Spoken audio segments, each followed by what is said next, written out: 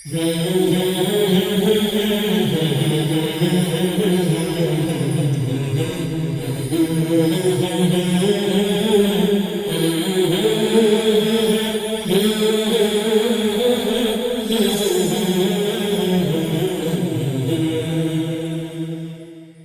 नाज़रीन एक बार फिर, और रमज़ान की इस बाबरकत महफ़िल का पहला सेगमेंट हमारा खुशलहान तिलावत, नात और फिर बयान के बाद अब हम हाजिर हैं हमारे उस सेगमेंट में जिसका आप सबको इंतज़ार है और जिसमें हम आपकी मुलाकात कराते हैं हमारे ऐसे नौजवानों से जिन्होंने ज़िंदगी के किसी शोबा है ज़िंदगी में अपने अपने शोबों में भरपूर किरदार अदा किया। किसी ने मुख्तसर और किसी ने तवील मेहनत के बाद अपना एक मकाम बनाया अपनी मुतल्लिका फ़ील्ड के अंदर। ऐसा ही एक नौजवान आज हमारे साथ मौजूद है जिसने रियल इस्टेट की ज़िंदगी में, रियल इस्टेट के शोबे में कदम रखा और जिससे कहते हैं कि उसकी बुलंदियों को छूने की कोशिश की और इसे किसी हद तक पाने में कामयाब हुए। ज़िंदगी एक जहद मुसलसल है, यकीनी तौर पर इस पर आगे बढ़ते रहना नौजवानों का ही वतीरा है। और ऐसे ही एक नौजवान जिसका मैंने जिक्र किया, रियल इस्टेट की ज़िंदगी का फाउंडिंग डायरेक्टर हैं आप room and roof real estate के। कुछ ज़्यादा अरसा नहीं हुआ, सिर्फ 4 साल में रियल इस्टेट के शोबे में अपना एक मुनफरद मकाम बनाने में कामयाब हुए हैं। कोई बड़ी एज भी नहीं है, 27 साल इनकी मजबूरी उम्र है जिसमें से आप और हम अपनी ज़िंदगी का बेशतर हिस्सा किस जगह लगाते हैं और इस नौजवान ने अपनी ज़िंदगी का हिस्सा कहाँ सर्व किया है, आज उनसे बात होगी।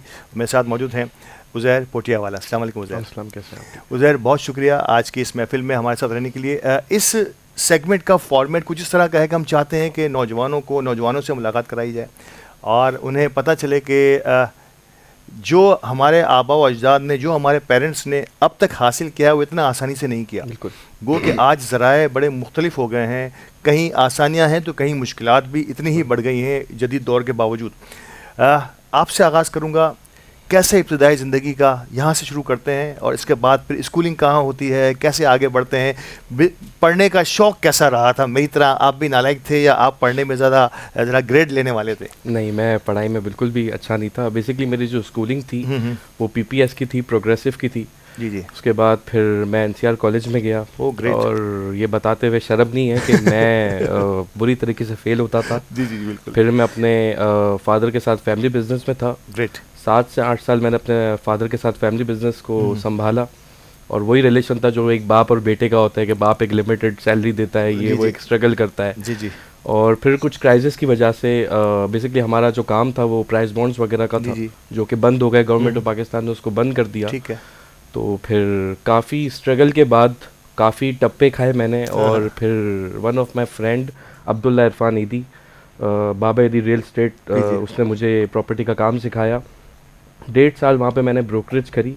और उसके बाद फिर काफ़ी मेहनत के बाद मेरा पार्टनर तलहा, जिसने मेरा बहुत साथ दिया है, उसके साथ मैंने अपना एक बेबी की तरह एक ब्रांड लॉन्च किया, room and roof real estate. और काफ़ी हडल्स करते हुए आज अल्हम्दुलिल्लाह नाम है, बहुत अच्छा हमारा एक काम है। तो मैं बस रूम रूफ पे तो बात होगी, बहुत तफसील से मुझे आपसे बात करनी है। अभी तो मैं आपकी इब्तिदाई ज़िंदगी, तो आप तो अभी से ही रूफ पे चढ़ गए।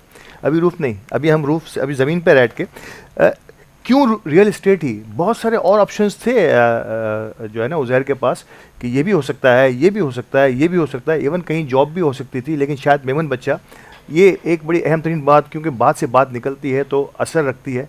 ये एक बड़ी खूबसूरत क्वालिटी है हमारे एंटरप्रेन्योरशिप में कि बाप अगर बिज़नेस करता हुआ आ रहा है तो बेटे को जॉब करने में जो ना थोड़ी सी हुज्जत होती है, क्योंकि काम किया है ना, अपना काम किया है। तो यहाँ भी यही सोच थी कि एक बिज़नेस किसी वजह से, किसी भी वजह से अपनी वो मूवमेंट में नहीं रहा तो किसी और जगह करना है तो अपना बिजनेस ही करना है। तो क्यों रियल एस्टेट? कोई और बहुत सारे ऑप्शंस होंगे आपके पास। जब आपके पास अच्छी कोई डिग्री नहीं होती, जब आप इतने अच्छे कोई आप पढ़ाई लिखाई में नहीं होते, तो फिर आपके पास कुछ अच्छे ऑप्शंस नहीं रहते। सर ऑटोमोबाइल होती है, मतलब मैं कह सकता हूँ मोबाइल फ़ोन हो सकता था, मिसाल दे रहा हूँ, बहुत इमर्जिंग फील्ड है। क्यों रियल एस्टेट, क्यों मौका मिला? या एक बाय इंसिडेंट गए और मज़ा आ गया और इसके बाद चल बाय इंसिडेंट गया, मज़ा आ गया, ब्रोकरी का काम अच्छा है, प्लस जिसके बाद इन्वेस्टमेंट नहीं है वो फिर क्योंकि फ्री ऑफ इन्वेस्टमेंट काम। क्या बात है, क्या बात है। ये बात है, लेकिन अच्छी फील्ड है। लोग इसको गलत समझते हैं। जी जी बिल्कुल। काफ़ी लोग जो बोलते हैं कि ये ऐसी फील्ड है, ये हवाई फील्ड है, बट अगर आपकी ये फील्ड कंटिन्यूस हो जाती है, अगर आप इस काम में अच्छे हो जाते हो, लोगों का ट्रस्ट डेवलप कर लेते हो, तो फिर ये हवा ही नहीं रहती। आपका काम चलता रहता है। मेंटोर का जिक्र किया आपने, कितनी अहमियत होती है किसी भी शोबे में। वैसे तो किसी भी शोबे में मेंटोर, नाज़रीन कराम, अपने मेंटोर की आगाज़ ही में जिक्र कर दिया उज़ैर, तरबियत का असर बताता है उज़ैर का कि अपने मोहसिनों को कभी नहीं भूलना चाहिए। अपने इंटरव्यू का आगाज़ में सबसे पहले इन्होंने जो है अपने उस मेंटोर का नाम लिया जिन्होंने इस फील्ड में इनका हाथ पकड़ा। कितना ज़रूरी होता है किसी भी काम को सीखना उज़ैर, और आपको कितना फ़ायदा हुआ इस काम के सीखने का, इसके बाद फिर अपना किसी ब्रांड को लॉन्च किया आपने? सर सीखने की अगर बात करेंगे तो मैं, आप समझो कि मैं अभी तक नहीं सीखा। सीखना तो आप समझो कब्र तक है। क्या बात, क्योंकि आप किसी भी चीज़ को पूरी तरीके से नहीं सीख सकते। बस ये है कि जब भी काम करो, जैसे भी काम करो, सही तरीके से करो, दिल से करो, और ट्राई के वो बिल्कुल ठीक हो। मेक श्योर करो कि अगर आप किसी को घर दिला रहे हो तो ये बहुत बड़ी जिम्मेदारी है।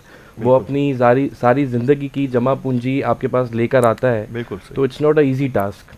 इसको आप हमेशा से बिल्कुल तरीके से काम करना चाहिए। सही गाइडेंस, क्योंकि आप सिर्फ अपना माल बेच नहीं रहे, आप कंसल्टेंट हैं, और बहुत सारे लोग जो हैं वो आपको एज एन कंसल्टेंट देख रहे हैं कि भाई उधर भाई यहाँ जाना चाहिए या नहीं जाना चाहिए, यहाँ इन्वेस्ट करना चाहिए नहीं करना चाहिए। रियल एस्टेट सेक्टर, अब से हमारे पास और भी मेहमान कुछ आए, उन्होंने कहा कि आज से 2-4 साल पहले तो बहुत बूम पर ये इंडस्ट्री जा रही थी, और स्टील एंड फैब्रिकेशन का जो शोबा है उसके हमारे एक मेहमान ने कहा कि हम एक्सपेंशंस की तरफ दौड़ कर रहे थे कि अगर हम आज 1 टन बना रहे हैं तो कल हमें 2 टन का सेटअप होना चाहिए, क्योंकि डिमांड बढ़ती चली जा रही है। लेकिन वेरी अनफॉर्चुनेट फिर ऐसा हुआ कि ये अब रिवर्स गियर तो मैं नहीं कहूँगा, लेकिन वो स्पेस, वो पेस जो है ना वो अब नहीं रही है।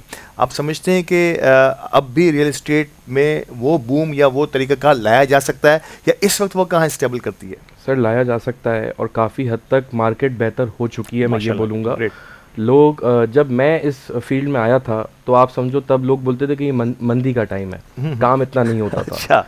लेकिन मैं कहूँगा कि 2025 जो स्टार्ट हुआ है तो काम बहुत अच्छा है। ऑफलाइन मार्केट बहुत अच्छी है, काफ़ी बुकिंग के प्रोजेक्ट्स बहुत अच्छे हैं जो लोग अवेल कर रहे हैं, और इसी तरह इंशाल्लाह ताला हमारा मामला चलता रहेगा। नो डाउट कारोबार में मंदी तेज़ी आती रहेगी। उस मंदी के टाइम में 4 साल पहले की आप बात कर रहे हैं, वाकई आप सही कह रहे हैं कि उस वक्त से एक थोड़ी सी गिरावट आना शुरू हुई थी इस शोबे के अंदर। आपने बहुत तेज़ी दिखाई अल्हम्दुलिल्लाह। आपने अपना ब्रांड लॉन्च किया, और ब्रांड लॉन्च करके आपने और आपके एक जो पार्टनर हैं उन्होंने मिलकर एक ब्रांड को नई शक्ल दे दी। आप समझते हैं कि उसमें कितनी मेहनत लगी होगी आपकी और आपकी उस टीम की जो आपके साथ हैं? सर रात की नींदें हराम थी यही बोल सकता हूँ। अच्छा। लेकिन अल्हम्दुलिल्लाह बस मेहनत का फल मिलता है। मेरी माँ की दुआएं, बिल्कुल हमारी मेहनत है, तो बस मेहनत हर बंदा, हर शख्स और हर काम करने वाला और हर अपने शोबे से लगाव रखने वाला कर रहा होता है, इसमें कोई शक की बात नहीं है। किसी की मेहनत रायगा अल्लाह ताला भी नहीं जाने देता, लेकिन सही डायरेक्शन में मेहनत करना, ये मुझे नज़र आया आप में कि बहुत सारे ऑप्शंस थे आपके पास। यकीनी तौर पर अगर कहीं एजुकेशन का लैक होता है तो मेमन कम्युनिटी का कोई भी नौजवान जो है वो अपना रास्ता खुद बनाने की सलाहियत रखता है, और यही आपने एक फील्ड को सिलेक्ट किया, रियल इस्टेट, और इस रियल इस्टेट में आपने अल्हम्दुलिल्लाह अपना एक ब्रांड लॉन्च किया। मोस्टली किन एरिया में आपकी ये कंपनी रूम एंड रूफ काम कर रही है? सर मेरी जो ये रियल इस्टेट है वो लोकेटेड है शहीद मिल्लत पे, और मैं जो ज़्यादातर जो एरियाज़ का काम करता हूँ वो बादराबाद, Sharafabad, Shaheed Millat, Khalid bin Walid, Kashmir road and surrounding areas. और आज से कुछ 6 महीने हुए हैं, एक मैं नई सोसाइटी में काम स्टार्ट किया है, कोलाची सोसाइटी, जो दालमिया रोड पे है, बहुत इमर्जिंग, वो बहुत अच्छी सोसाइटी है। वहाँ पे काफ़ी अच्छे बिल्डर्स अपना प्रोजेक्ट बना रहे हैं, क्योंकि वहाँ पे बहुत ज़्यादा फैसिलिटी है, पूल है, जिम है, काफ़ी मतलब बहुत अच्छे प्रोजेक्ट। वो बड़े पोश लोग वहाँ के जो रहने वाला जेंट्री है, वो मैंने एक विजिट किया वहाँ पे, तो आप समझते हैं कि वहाँ की लोकेलिटी बड़ी क्रीम लोकेलिटी वहाँ आ रही है। मैं इतना बोलूँगा कि फ्यूचर है, बिल्कुल, कि मैं समझता हूँ कि आज से 5 साल बाद वो बिल्कुल गेटेड कम्युनिटी होगी और बड़ी अच्छी सोसाइटी है, और बहुत अच्छा आप देखेंगे इन फ्यूचर। बिल्डर और रियल इस्टेट के जिसे आप जैसे लोग हैं, कंसल्टेंसी जिसे हम कहते हैं, इनका बड़ा गहरा ताल्लुक होता है, और इसमें किसी भी उनकी गलती का नुकसान आपको भी हो सकता है, और आपकी किसी गलती का नुकसान किसी बिल्डर को भी हो सकता है। ये जो पैचअप है, ये जो पार्टनरशिप होती है आपकी किसी न किसी अंदाज से, इसमें कितना ज़रूरी होता है एक दूसरे को मैच करना, या एक दूसरे की क्वालिटी को जो है ना अपने अंदर भी लेके चलना? सर उनके साथ हम काम करते हैं जिनके साथ हमारी बातचीत अच्छी होती है, जिन पे हमें ट्रस्ट होता है कि अगर हम उनका माल किसी बंदे को दिला रहे हैं तो वो ऑथेंटिक है, ताकि किसी के पैसे ख़राब ना हो। तो बस यही होता है कि हम पहले इस बात का ख्याल रखते हैं कि कितना उसके ऊपर हमको ट्रस्ट है, ये चीज़ है, क्योंकि ट्रस्ट एक बहुत बड़ी चीज़ है। ट्रस्ट बहुत इंपॉर्टेंट किसी भी फील्ड में, बिल्कुल किसी भी फील्ड में नाज़रीन, ट्रस्ट जो है ना, उसकी अहमियत का अंदाज़ा आप लगा सकते हैं कि एक 27 साल का नौजवान जब भी कोशिश करता है, वो कहता है कि हम ऐसे बिल्डर्स के साथ, ऐसे लोगों के साथ, ऐसे ग्रुप्स के साथ काम करना पसंद करते हैं जिन पे हमें ट्रस्ट हो और उनका ट्रस्ट हम पर हो, ताकि हम मिलकर एक ऐसी चीज़ अपने उस कस्टमर को, अपने उस इन्वेस्टर को दे सके, जिससे कि वो अपनी ज़िंदगी भर की जमा पूंजी जो है वो किसी रिस्क पर ना देख रहा हो। हमारे साथ रहिएगा, बड़ी दिलचस्प गुफ्तगू उज़ैर से जारी है। वापस आते हैं वक्फे से और दोबारा से यहीं से सिलसिला जोड़ते हैं।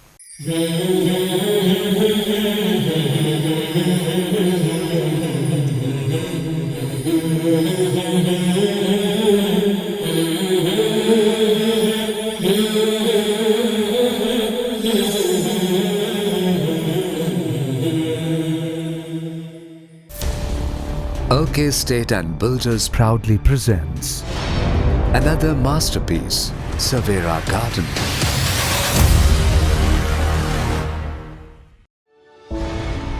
3, 4 and 5 rooms super luxury apartments.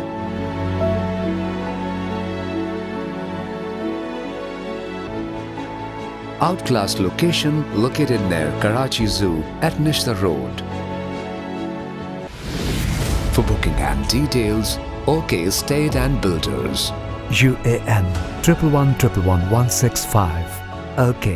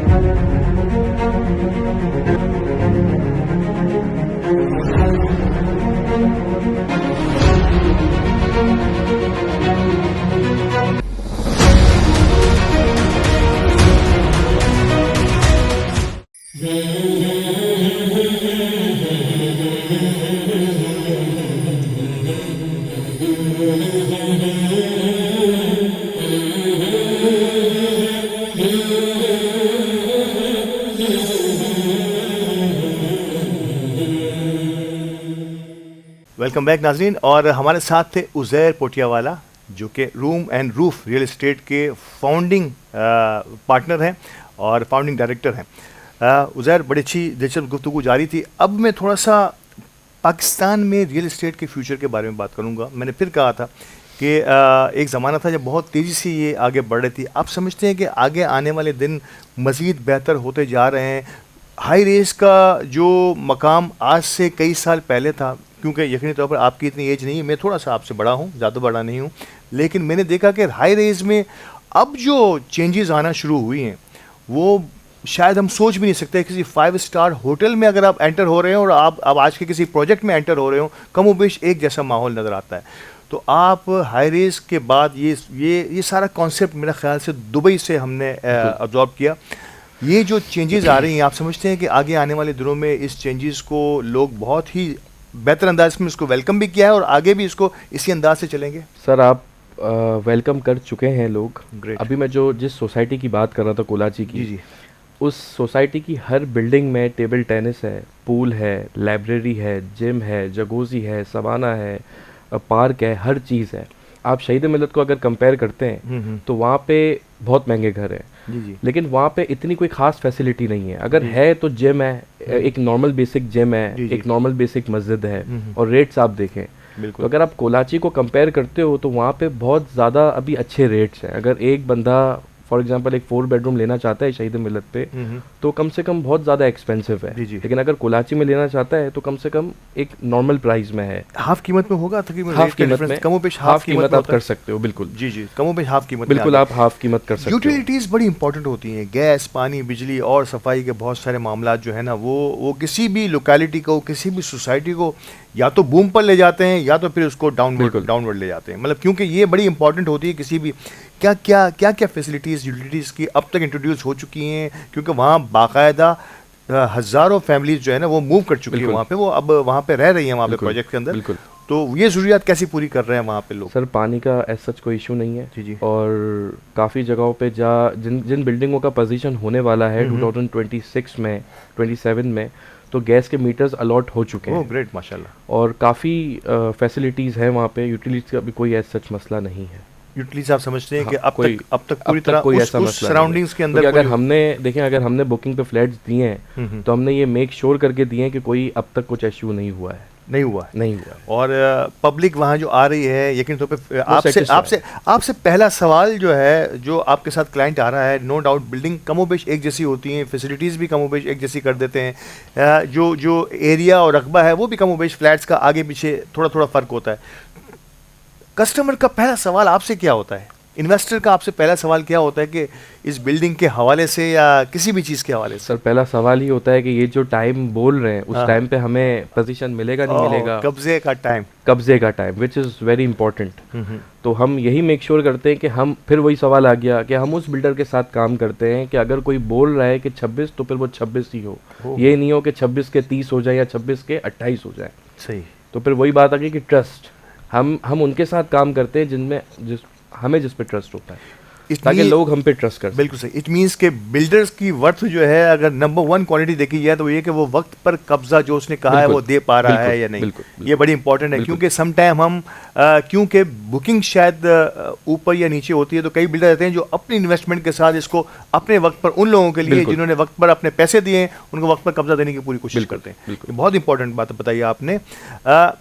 Amenities में सबसे ज़्यादा डिमांडिंग एमिनिटी आपकी नज़र में, क्योंकि आप भी यंगस्टर्स हैं, यंगस्टर्स को जिम भी चाहिए, नो डाउट मस्जिद तो हर अपार्टमेंट की ज़रूरत रहती है, क्लब्स होते हैं, जिम होता है, स्विमिंग पूल होते हैं, आपकी नज़र में सबसे ज़्यादा अट्रैक्टिव एमिनिटी वो कौन सी है, जिसको पूछ के या जिसके बाद कस्टमर थोड़ा सा जो है वो कोशिश करता है कि ये इसी प्रोजेक्ट का हिस्सा बने, जहाँ पर ये एमिनिटी सबसे ज़्यादा है, या एक से ज़्यादा भी हो सकती हैं? कौन सी डिमांडिंग एमिनिटीज़ हैं? देखें, अगर हम सोसाइटीज़ को छोड़ देते हैं और हम नॉर्मल बिल्डिंग्स की बात करते हैं, आपका दोराजी हो गया, आपका बादराबाद, शरफाबाद, शहीद मिलत, खालिद बिन वलीद, जहाँ पे काफ़ी महंगे प्रोजेक्ट्स हैं। ऐसे तो बहुत सारे इलाके हैं वहाँ पे काफ़ी अच्छे प्रोजेक्ट, लेकिन स्विमिंग पूल नहीं है आपके पास। बिल्कुल सही कह रहे हैं। तो इस तरह की जो सोसाइटीज़ में अब जो स्विमिंग पूल बन रहा है, मेरी नज़र में वो काफ़ी डिमांडिंग है। सेकेंडली, आपके बच्चों का खेलने का एरिया, किड्स प्ले एरिया, ये भी बड़ा इंपॉर्टेंट है। अब एक फैमिली के अगर एक फैमिली में अगर 2-4 बच्चे हैं तो वो डेफिनेटली माँ बाप देखते हैं कि हाँ यार उनका बच्चा कहाँ खेलेगा, क्योंकि एक होता है ना, पहले होता था कि हम घर के नीचे उतर जाते थे, दूर चले जाते थे, वालिदैन परेशान हो रहे होते थे, बट अब ऐसा नहीं है। आपका बच्चा उसी बाउंड्री में खेलेगा और आपको कोई टेंशन नहीं होगी, क्योंकि वो प्रोजेक्ट से बाहर नहीं जाएगा। गुड। तो ये ज़्यादा अच्छा है। तो एक आपका पूल हो गया, स्विमिंग पूल हो गया, आपका किड्स प्ले एरिया हो गया, लोग इस चीज़ को काफ़ी देखते हैं। ये दो चीज़ें ऐसी हैं, ये चीज़ें अट्रैक्ट करती हैं किसी भी कस्टमर के लिए। तो यकीन तौर पर तमाम बिल्डर इस पर फोकस किए हुए हैं, और जिस सोसाइटी की ये बात कर रहे हैं, इत्तेफाक से मेरा भी वहाँ के कुछ प्रोजेक्ट्स को विजिट करने का मौका मिला, तो नो डाउट कि वहाँ पर इस किस्म की फैसिलिटी जो इन हाउस जिसे हम कह सकते हैं कि आपको कहीं दूर जाने की ज़रूरत नहीं है, किसी जिम में आपको एडमिशन लेने की ज़रूरत नहीं है, किसी पूल एरिया की तरफ आपको जाने की ज़रूरत नहीं है, कमोबेश तमाम चीज़ें आपको उसी प्रोजेक्ट में मिलती हैं। तो इसकी एक अलग ही बात हो जाती है। नौजवान सोच रहा होगा आपको देख के, यकीन तौर पर जब हमारा प्रोग्राम ये जो लोग देख रहे हैं, जो यंगस्टर्स देख रहे हैं, वो ज़रूर सोचेंगे कि ये भी एक फील्ड है, ये इसको भी आजमाया जा सकता है, जिसमें बिना किसी इन्वेस्टमेंट के सिर्फ़ और सिर्फ तजर्बे की बुनियाद पर, अपनी फेस वैल्यू की बुनियाद पर, अपने ट्रस्ट की बुनियाद पर हम आगे जा सकते हैं। तो जो नौजवान यकीन तौर पर आना चाहें रियल इस्टेट की फील्ड में, वो थोड़ा सा इनको डिटेल में बताइए कि क्या किन किन चीज़ों को मद्देनज़र रखें और किन किन चीज़ों से बचें और किन किन चीज़ों पर ज़्यादा मेहनत करें? सर देखें, इसमें मैंने जैसा आपको कहा था कि इसमें इन्वेस्टमेंट नहीं है। मैं कहता हूँ इसमें इन्वेस्टमेंट है। इसमें आपको अपना टाइम इन्वेस्ट करना है। हाँ, क्या बात। सही है। और जो नौजवान इस फील्ड में आना चाहते हैं, मैं उन्हें बिल्कुल बोलूँगा कि आएँ। देखें, लोगों का जो डर है ना, अब मैं आपको एक चीज़ बताता हूँ कि अगर मैं किसी को बोलता हूँ कि आओ मेरे साथ जुड़ जाओ, मेरे ऑफिस में काम करो, वो मुझसे पहली चीज़ मांगता है सैलरी। जी बिल्कुल। रियल एस्टेट के फर्म में हमें सैलरी देने में कोई इशू नहीं है, हम उसको अच्छी से अच्छी सैलरी दे सकते हैं, लेकिन सैलरी लेके वो अपना नुकसान करेगा, क्योंकि ये कमीशन बेस्ड काम है। अगर फॉर एग्जांपल एक एग्जांपल दे रहा हूँ, बादराबाद शरफाबाद पे मेरा अच्छा काम है, यहाँ पे मिनिमम घर 2.5 करोड़ का है। जी। अगर आप 2.5 करोड़ का घर बेच रहे हो, कोई लड़का 2.5 करोड़ का घर बेच रहा है, तो उसको फॉर एग्जांपल अगर 1% कमीशन भी मिलता है, तो आई थिंक वो सैलरी से अच्छा कमा सकता है। बिल्कुल सही। ठीक है। अगर वो किसी रियल एस्टेट में काम कर रहा है, तो या तो 50% पे कर रहा होगा, या अगर बहुत अच्छा काम करने वाला है, सीखा हुआ है, किसी रेफरेंस से आया है, तो 40 पे या 35 पे कर रहा होगा। तो अगर नौजवान को इस फील्ड में आना है तो बिल्कुल आए, और इसके लिए बस ये है कि एक शार्पनेस होनी चाहिए, थोड़ा सा ट्रस्टवर्दी होना चाहिए, बिल्कुल गलत काम में ना हो, सही है, लोगों का ट्रस्ट डेवलप कर सके, बस ये चीज़ है। फेस वैल्यू की कितनी डिमांड होती है, जिसका बैकग्राउंड भी साफ हो, जिसके फोर फादर्स पेरेंट्स जो हैं वो किसी न किसी अंदाज में एक सादा सी ज़िंदगी उन्होंने, यानी कि अपनी सादा जो है ना कारोबारी ज़िंदगी, क्या ये सब चीज़ें बड़ी काउंट होती हैं जिससे मैं बाबू फैमिली में? सर अगर आप किसी चीज़ को अगर आप कोई बिज़नेस स्टार्ट करना चाहते हैं, या अगर किसी के पास अच्छा काम स्टार्ट करना चाहते हैं, तो उसका बैकग्राउंड मुझे नहीं लगता कि मैटर करता है, अनटिल एंड अनलेस वो बंदा नीट एंड क्लीन हो, बिल्कुल सही हो। जी। अगर बंदे में अगर उसका बैकग्राउंड बहुत अच्छा है और बंदे के दिल ही साफ नहीं है, तो फिर वो शायद कुछ कर नहीं पाएगा। मतलब उस सबसे पहली वैल्यू उस बंदे की है। मेरा बोलने का मकसद ये है कि साफ नियति मैटर करती है, सबसे पहला लॉयल है अपने काम के साथ। सही बात। तो सबसे पहला काम ये है कि वो खुद कितना जो है ना अपनी फील्ड को समझता है, खुद इसने अपनी फेस वैल्यू क्या बनाई है, ये बाकी सब जो है वो सब सेकेंडरी है। जो बंदा सामने खड़ा है, जिस पर ट्रस्ट करके लोग ये काम कर रहे हैं, नाज़रीन देख रहे हैं कि आपके फेस की वैल्यू और आपकी और हमारी वो सारी मूवमेंट जिसे मैं और आप अपनी ज़ाती हैसियत में देख रहे होते हैं, कितनी अहमियत है किसी भी बिज़नेस के अंदर। और जैसे कि उज़ैर ने कहा कि इनको भी इनकी फेस वैल्यू ने काम दिखाया, और अल्हम्दुलिल्लाह आज 4 साल में ये उस पर्टिकुलर सोसाइटी में ही नहीं बल्कि रियल इस्टेट की फील्ड में, शोबे में अपना एक मुनफरिद मकाम बनाए हुए हैं। Last but not least, time नहीं है वरना तो शायद बहुत बात हो सकती थी उज़ैर आपसे, कि द मेमन टीवी भी हमारे नौजवानों का ही एक प्लेटफॉर्म है। अली गोडल भी एक नौजवान ही है, उन्होंने एक पैशन के साथ इसका आगाज़ किया था। अल्हम्दुलिल्लाह आज आप देख रहे हैं हमारे स्टूडियो में आके, आप चौंके थे पहले कि ये किसी मेन स्ट्रीम चैनल का स्टूडियो ही है, और यही हमारी सारी फैसिलिटीज़ भी हैं। कैसे देखते हैं अली गोडल की इस एक्टिविटीज़ को और हमारे इस चैनल की ट्रांसमिशन? सर अली गोडल की ये जो एक्टिविटीज़ हैं ये माशाल्लाह बहुत अच्छी हैं। अली गोडल खुद भी माशाल्लाह, मेरी फ़र्स्ट उनसे जो मुलाकात हुई थी वो सेंट्रिक टावर की लॉन्चिंग में हुई थी। मैं उन्हें नहीं जानता था, और जिस तरह वो मुझसे मिले तो बहुत अच्छा लगा उनसे मिल के, और मेरी फिर उनसे काफ़ी कांटेक्ट रहा। अल्लाह पाक इनको बहुत तरक्की दे। और जहाँ तक इस मेमन टीवी को देखता हूँ तो ये बहुत अच्छा काम कर रहा है माशाल्लाह ताला। हर प्रोजेक्ट की लॉन्चिंग में आप लोग अवेलेबल होते हैं, और काफ़ी अच्छी आप लोग जो है ना वो न्यूज़ वो इन पर कर रहे हैं, तो माशाल्लाह बहुत अच्छी बात। थैंक यू, बहुत शुक्रिया उज़ैर, बहुत शुक्रिया हमें वक्त देने के लिए। यकीनी तौर पर इफ्तार के इस वक्त में हमारे साथ रहना ज़रा सा मुश्किल वक्त होता है, क्योंकि हर एक को अपने घर पे बैठ कर इफ्तार करना होता है, लेकिन आप हमारे साथ मौजूद हैं। थैंक यू सो मच हमारे साथ रहने के लिए। नाज़रीन कराम, नौजवान सितारे के इस सेगमेंट का वक्त यहाँ ख़त्म हुआ है, लेकिन कुछ बातें ज़रूर रह गई हैं। अगले किसी नशिस्त में मौका मिला तो ज़रूर हम उज़ैर को एक बार फिर दावत देंगे हमारे साथ।